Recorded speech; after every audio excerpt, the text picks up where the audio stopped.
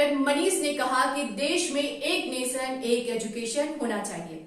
उन्होंने इसके लिए कोर्ट में पीआई फाइल कर रखा था। न्यायालय से मांग की थी कि देश में अंग्रेजी कानून को समाप्त किया जाए। उनका यह भी कहना है कि जब देश में सभी कॉम्पिटिटिव एग्जाम्स का एक ही सिलेबस है तो अलग अलग स्टेट में अलग अलग सिलेबस क्यों। आइए आपको दिखाते हैं कि डॉक्टर मनीष ने और क्या कुछ कहा। देश में one nation one education board, one nation one syllabus, one nation one curriculum लागू करने की मांग वाली पीआईएल पे कोर्ट में सुनवाई हुई है। हमने ये मांग किया है कि राइट टू एजुकेशन एक्ट को बदल के राइट टू इक्वल एजुकेशन बनाया जाए और पूरे देश में सिलेबस कॉमन किया जाए। बंगाल वाला बंगाली में पढ़े, गुजरात वाला गुजराती में पढ़े, महाराष्ट्र वाला मराठी में पढ़े, तमिलनाडु वाला अपनी तमिल में पढ़े, लेकिन सिलेबस और करिकुलम एक समान होना चाहिए। फिजिक्स का, केमिस्ट्री का, मैथ का, जूलॉजी का, बॉटनी का, इंग्लिश का, हिंदी का, संस्कृत का, ये सारे सिलेबस कॉमन होने चाहिए पूरे देश में। और वो इसलिए जरूरी है क्योंकि सारे के सारे कॉम्पिटिटिव जो एग्जाम हो रहे हैं उनका पेपर एक हो रहा है। इंजीनियरिंग का एक ही एग्जाम होता है पूरे देश के लिए, मेडिकल का एक ही एंट्रेंस एग्जामिनेशन होता है पूरे देश के लिए, एनडीए का एक ही एग्जाम होता है पूरे देश के लिए। इसी तरीके से आईएएस का जो पेपर होता है वो सबके लिए कॉमन होता है, पीसीएस का पेपर सबके लिए कॉमन होता है, बैंक का पेपर सबके लिए कॉमन होता है, रेलवे का पेपर सबके लिए कॉमन होता है।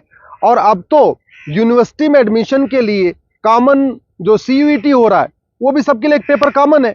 अब जब एंट्रेंस एग्जामिनेशन का पेपर एक है तो फिर अलग अलग सिलेबस क्यों पढ़ाया जा रहा है? सीबीएसई कुछ अलग पढ़ा रहा है, आईसीएसई कुछ अलग पढ़ा रहा है, यूपी बोर्ड अलग पढ़ा रहा है, बिहार बोर्ड अलग पढ़ा रहा है, बंगाल बोर्ड अलग पढ़ा रहा है। और सारी पढ़ाई करने के बाद जब बच्चा जाएगा एग्जाम देने, उसके लिए सबके लिए एक पेपर होगा। अगर पेपर सीबीएसई के पैटर्न पे सेट होता है तो बाकी स्टेट बोर्ड वालों को इक्वल अपॉर्चुनिटी नहीं मिलती। अगर जो एंट्रेंस एग्जामिनेशन का पेपर है इंजीनियरिंग का, मेडिकल का, एनडीए का, बैंक का, रेलवे का, अगर वो आईसीएसई बोर्ड के पैटर्न पे होता है तो सीबीएसई बोर्ड वालों को और बाकी स्टेट बोर्ड वालों को फिर इक्वल अपॉर्चुनिटी नहीं मिलती। राइट टू एजुकेशन हमारा फंडामेंटल राइट है, इसलिए हमने कोर्ट से ये कहा है कि आप केंद्र सरकार को निर्देश दीजिए, एनसीईआरटी को कहिए एक कॉमन सिलेबस, कॉमन करिकुलम तैयार करे। आज की डेट में जो नवोदय स्कूल है वो पूरे देश में उसका सिलेबस कॉमन है, जो आपका केंद्रीय विद्यालय है उसका सिलेबस भी कॉमन है। और अगर आप बाहर देखिए, अमेरिका में यूनिफॉर्म एजुकेशन है, चाइना में यूनिफॉर्म एजुकेशन है, फ्रांस में यूनिफॉर्म एजुकेशन है, जापान में यूनिफॉर्म एजुकेशन है, सिंगापुर में यूनिफॉर्म एजुकेशन है, रसिया में यूनिफॉर्म एजुकेशन है, दुनिया के कई देशों में यूनिफॉर्म एजुकेशन होता है, यानी सिलेबस करिकुलम सबका कॉमन होता है। हमारे देश में सिलेबस अलग अलग चल रहे हैं, करिकुलम अलग अलग चल रहे हैं। इसके कारण बच्चा कितना भी अच्छा हो पढ़ने में, बिना कोचिंग के वो इंजीनियरिंग क्वालिफाई नहीं कर पाता, क्योंकि वो यूपी बोर्ड का बच्चा कितना भी अच्छा हो एक्सपर्ट पढ़ने में, लेकिन पेपर जो सेट हुआ वो तो सीबीएसई के पैटर्न पे हुआ, तो फिर वो क्वालिफाई नहीं कर पाता। अल्टीमेटली उसको कोचिंग करना पड़ता है। और मैंने ये भी कोर्ट को कहा है कि ये कोचिंग माफियाओं के दबाव में ही वन नेशन वन एजुकेशन लागू नहीं हो रहा है। कोचिंग माफिया इतने पावरफुल है, इनका लगभग 5 लाख करोड़ रुपए का कोचिंग का बिजनेस है हर साल का। अगर वन नेशन वन सिलेबस हो जाएगा, कॉमन सिलेबस, कॉमन करिकुलम हो जाएगा और जो पढ़ाया जाएगा यही पूछा जाएगा, तो लोग कोचिंग नहीं करेंगे। जो मेहनती बच्चे होंगे वो अपनी पढ़ाई करेंगे और उसके बाद एंट्रेंस क्वालिफाई कर लेंगे।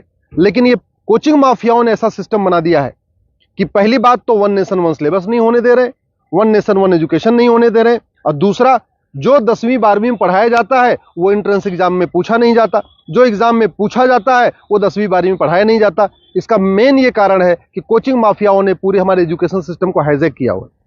और दूसरी बात ये भी है, जो बुक माफिया हैं, पब्लिशर हैं, ये नहीं चाहते कॉमन सिलेबस कॉमन करिकुलम हो, क्योंकि अगर कॉमन सिलेबस कॉमन करिकुलम हो जाएगा और सिलेबस कांस्टेंट रहेगा, 2 साल 3 साल 4 साल तक वही रहेगा, तो फिर जो पब्लिशर है इनकी किताब कोई नहीं खरीदेगा, लोग एनसीईआरटी किताब खरीद लेंगे।